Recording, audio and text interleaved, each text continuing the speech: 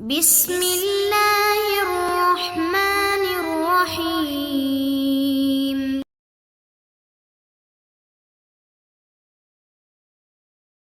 Nah, sekarang mari kita cari dalil bahwasanya puasa atau tidak puasa pada saat safar derajatnya sama, tidak ada bedanya. Dalilnya hadis berikutnya.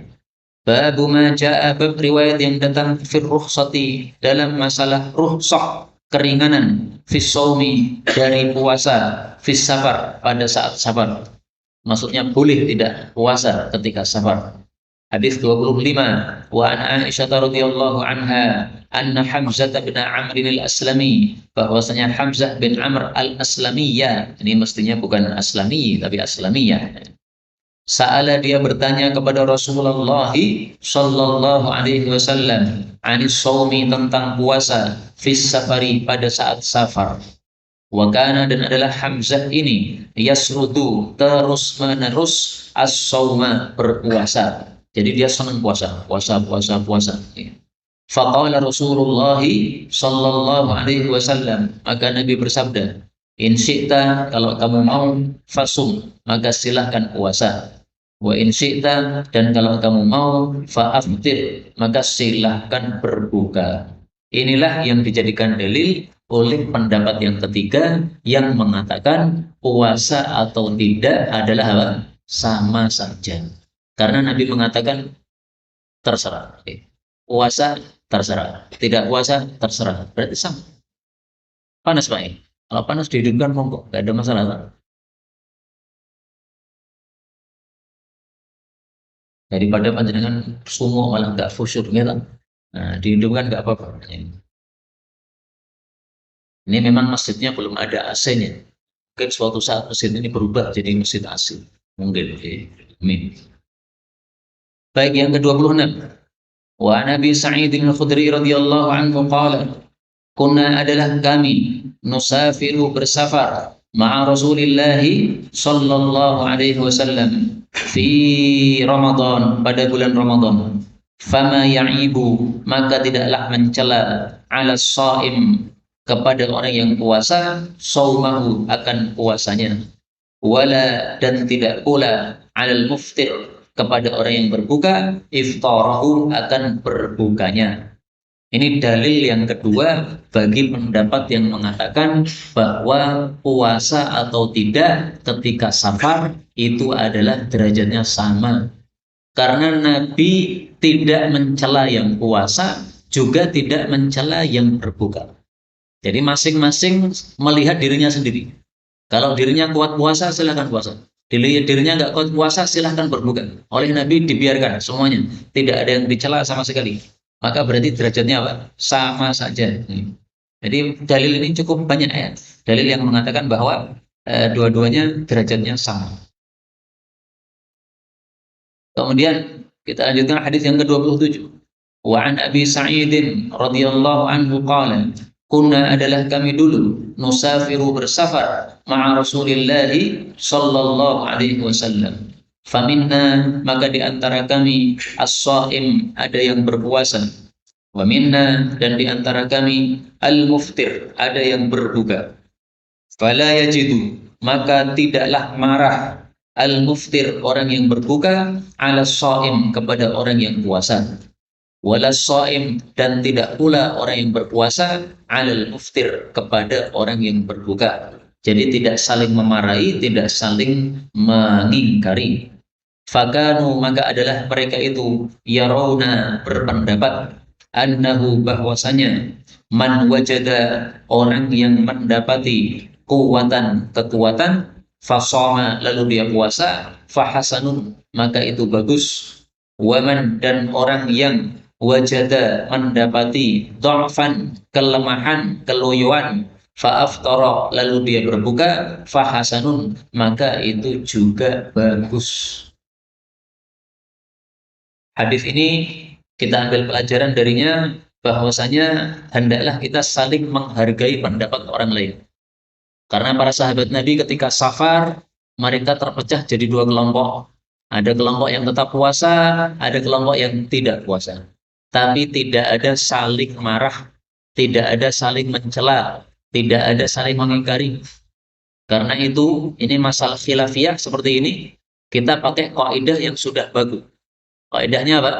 La ingkar fi masailil khilaf. Tidak boleh kita mengingkari dalam masalah-masalah khilafiyah, ijtihadiyah yang masing-masing punya dalil.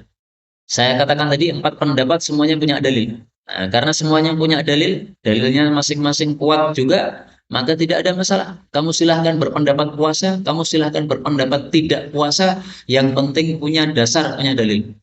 Termasuk juga kunut subuh atau tidak kunut subuh. Ini termasuk khilafiyah ijtihadiyah. Tidak boleh saling mengingkari. Saya pernah diundang kajian di Pilang, Bang.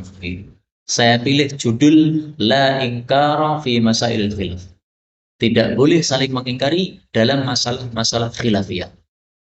Kenapa judul itu yang saya pilih? Karena saya barusan mendengar waktu itu adanya percekcokan sedikit, ya, perbedaan pendapat gara-gara suatu masalah. Nah, masalahnya nggak perlu saya sampaikan, nggak perlu saya sebutkan. Yang saya kira itu hanya masalah khilafiyah saja. Maka sebenarnya masalah begitu nggak perlu adanya pertikaian pendapat. Ya. Silahkan yang berpendapat A melakukan A, yang berpendapat B melakukan B. Yang penting masing-masing punya dasar. Itulah yang dilakukan oleh para sahabat dulu seperti itu. Maka harus kita bedakan antara ikhtilaf dengan khilaf. Apa ikhtilaf itu? Ikhtilaf itu perbedaan pendapat. Itu boleh, nggak ada masalah. Tidak dilarang kita berbeda pendapat, nggak dilarang. Buktinya para sahabat dulu ada yang puasa, ada yang tidak. Ini kan berarti berbeda pendapat. Oleh Nabi tidak dicela sama sekali. Maka Nabi tidak pernah mencela. Kenapa sih kalian itu dalam agama kok berbeda pendapat? Nggak pernah dicela. Oh, memang pendapatnya masing-masing kecenderungannya beda-beda kok. Sampai ada perkataan mengatakan likul liroksin ro'yun.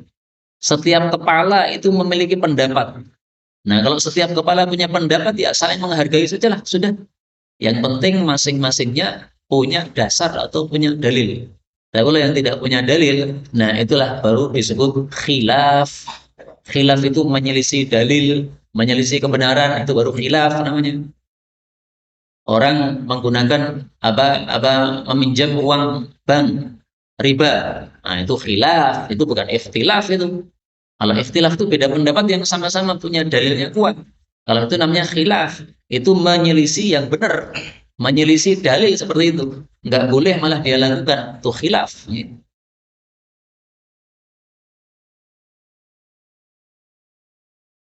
تقبل منا إنك أنت السميع العليم وتب علينا إنك أنت التواب الرحيم اللهم نحمدك حمدا شاكرين حمدا ناعمين حمدا يوافي نعمه يكافئ مزيدا يا ربنا لك الحمد ولك الشكر كما ينبغي لجلال وجهك الكريم ولعظيم سلطانه اللهم صل وسلم وبارك على رسولك الكريم نبينا محمد وعلى آله وصحبه أجمعين اللهم اجعلنا من أهل القرآن waj'alil Qur'ana sahiban lana fid dunya wa syafi'an lana fil akhirah.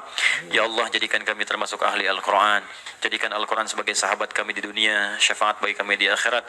Allahumma nawwir ya Allah qulubana binuril Qur'an. Ya Allah, sinari hati kami dengan cahaya Al-Qur'an. Wa nawwir akhlaqana binuril Qur'an. Ya Allah, sinari akhlak kami dengan cahaya Al-Qur'an. Allahumma nawwir hayatana binuril Qur'an, a'ilatana binuril Qur'an, quburana binuril Qur'an. Ya Allah, sinari kehidupan kami dengan cahaya Al-Qur'an. Sinari keluarga kami dengan cahaya Al-Qur'an. Sinari alam kubur kami kelak dengan cahaya Al-Quran. Allahumma ya arhamar rahimin, taqabbal minna jami' amalina salihah. Ya Allah, mohon terima seluruh amal kami, jadikan itu soleh dalam pandangan-Mu ya Rabbal Alamin. Rabbana yassir lana wa la tu'assir alaina. Ya Allah, mudahkan semua urusan kami, jangan berikan kesulitan pada kehidupan kami. La tada'lana fi maqamina hadha dhanban illa ghafartah. Jika ada pendosa hadir di ta'lim ini, jangan biarkan dia meninggalkan tempat ini ya Allah, kecuali Engkau telah ampuni segala dosanya. Wala hamman illa farajtah.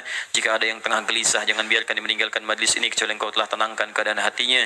Allahumma wala maridan illa syafaitah. Jangan ada ya Allah orang sakit di tempat ini kecuali Engkau sembuhkan penyakitnya. Allahumma ya Allah, Allahumma ya Allah, Rabbana atina fid dunya hasanah wa fil akhirati hasanah wa qina adzabannar. Bifadlika subhana rabbika rabbil izzati amma yasifun. والسلام على المرسلين وآخر دعوانا سبحانك اللهم وبحمدك أشهد أن لا إله إلا أنت نستغفرك ونتوب إليك والحمد لله رب العالمين ثم السلام عليكم ورحمة الله وبركاته.